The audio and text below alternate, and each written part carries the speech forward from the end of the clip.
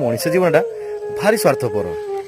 ଯେଉଁ ପର୍ଯ୍ୟନ୍ତ ଆପଣଙ୍କର ସବୁ କିଛି ଅଛି ସବୁ ପ୍ରକାର ସାଙ୍ଗସାଥି ପାଇବେ।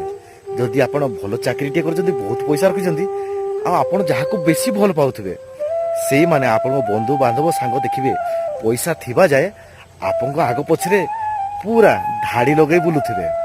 ଆଉ ଆପଣଙ୍କୁ ଯିଏ ବେଶୀ ଭଲ ପାଉଥିବ, ଯେମିତି ଆପଣ ବାପା ମା ମାଉସୀ ନିଜର ଘର ଲୋକ, ସେମାନଙ୍କୁ ଆପଣ ଭଲ ପାଇବେନି।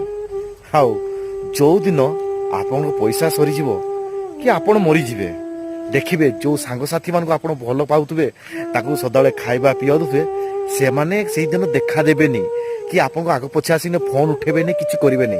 ଆଉ ଆପଣଙ୍କୁ ଯେଉଁମାନେ ଭଲ ପାଉଥିବେ ଦେଖିବେ ସେମାନେ ଆପଣଙ୍କର ସେବା କରିବେ, ଆଗ ଧାଡ଼ିରେ ଠିଆ ହେଇଥିବେ। ଯଦି ଆପଣ ମରିଯାଉଛନ୍ତି ବି ସେଇ ଯେଉଁ ସାଙ୍ଗସାଥିମାନେ ଆପଣ ପାଖକୁ ଆସିବେନି। ଆପଣଙ୍କୁ ଯେଉଁମାନେ ଭଲ ପାଉଥିବେ ସେମାନେ ଆସିବେ।